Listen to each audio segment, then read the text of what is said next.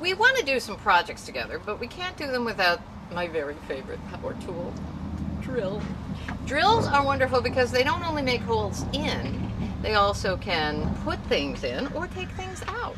And as you can see, there's a little lever here. It goes backwards or forwards, turning the drill either this way or that way. Drill in, screw out. Drill in, screw out. Get it? All you women should understand this.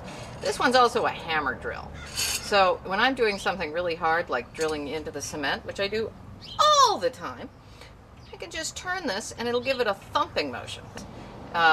This is called a chuck key, probably because it's a small and unimportant item that often gets chucked into the garbage. At least I know I always do that. So always have an extra chuck key. How it works is, it's like a little lever, and there's little holes in here.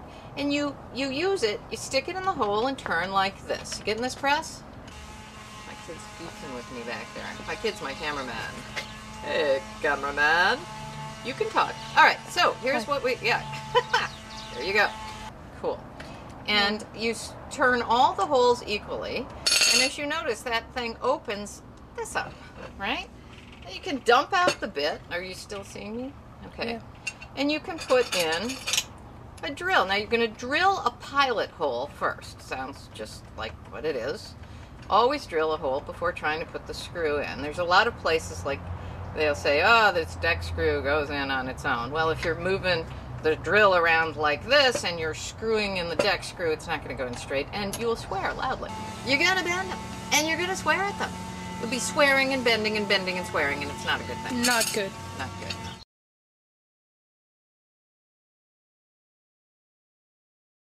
So now we go back to our junior high math, and we can figure out how many eighths is equal to just slightly larger than 1/4, because remember, you want the hole to be slightly smaller than the screw you're putting into it.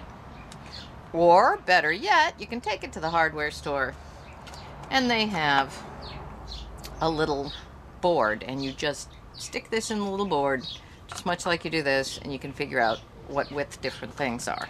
If you have a screw that looks about right, like it can do the job, stick it in there, find out the size, and then go down a size and pick that as the drill hole. Not really that complicated. You put whatever drill bit you want in, you just turn the chuck key, and it's like a little can opener or something with a reverse thing. Try and turn all the holes, and there you are, ready to rock. Now, as you can imagine, it gets to be a nuisance if you're doing like cabinets and you're putting in a lot of holes and then you're putting in a lot of screws.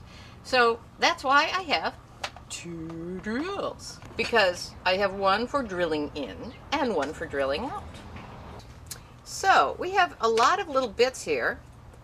This is called a Phillips bit because it's like an X. Maybe it was some guy named Philip it's named after. I have no idea. You've got a little crosshatch there. That's what makes it a Phillips. It's for wood.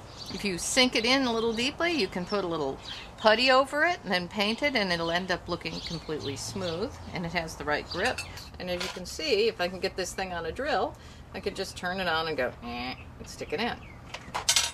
This is just your basic flathead. Alright, so I'm going to take one of these little Phillips head things, and I'm going to put a hand tighten it a little bit. Whee! There should be a little dance for this. Everything should have a little dance that goes with it. So it's sticking out, and I'm going to use this chuck key. Whoop, wrong chuck key. I'm going to use this chuck key, which I put here to a string, so I would not, as you know, chuck it out. And we just go like that. We tighten it. And then, as I go through, drill hole, pick up the other drill, stick it in the screwdriver, and screw it in. If I'm putting in a bolt like this as a furniture, this is a cabinet bolt, it's going to work for a flathead. Okay? You're not going to do it on your precious table, but I'm going to do it on my precious table. Very evenly. Now, if this has been hardwood, I would have gotten stuck at the end, so I would have gone up here, turned it the other way, and drilled out. It's usually a good idea. Alright, so this drill's all very happy. And then I could take my other drill and plug it in, and I'm going to put the screw in. So I would just kind of hold it on there, And this one, you can very slowly, in this case, push down a little bit so you don't strip the thread. And most drills, if they're a good drill like this, they're going to have different speeds. So it can start out kind of slowly and then go really fast, so you have a lot of control. Again, because you can reverse a good drill, you've got an advantage because you just simply want to take down old cabinets. You go through with one of these puppies, in reverse, pull them all out. Come back, paint the cabinet, put them all back in. Okay, you have the Mondo bit for big bolts like this. Drill the hole first, stick that in there, put a nut on the end, bingo. Decided to make a little plastic and wood enclosure for my garbage cans. I just used some leftover materials I happen to have, old 2x4s from taking down the porch. As you can see, it was such a rough enclosure. I just used bolts. Some of them were even kind of large, didn't matter for this, to put giant pieces of wood together. You can see the kind of screw I used, but plastic to wood. There's a couple other faves here. This, it even looks like a keyhole somehow. This is for drilling a big old hole if you're going to put in like a doorknob or you just need a big old hole. You can have this sort of thing to affix hardware to a wall. Or, let's talk anchor bolts, okay? These prevent the wall from falling apart when you're trying to put up a shelf or perhaps hang a picture. It's for crumbly walls or whatever crumbly thing you might want to be affixing. Don't do it to a gingerbread house. I guarantee it won't work. So you need a slightly larger drill bit to do the pilot hole for this. See? Still got to be snug, but again, you can eyeball it. All about the eyeballing. This looks like a quarter would probably work.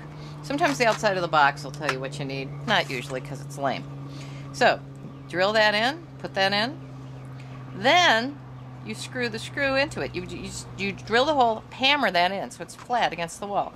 And then you screw the screw into it and it expands out again. It holds in there and it doesn't fall out ever, ever, ever. So be sure you want it there because it will stay. Here's a wonderfully fun item. It's not a strange toy. It's for sanding things, particularly if you've got little round annoying corners and you're refinishing some old piece of furniture. This thing works well. It also works to sand off cement. Many, many uses. Next week, we'll talk more about what we can do with the drill once we have them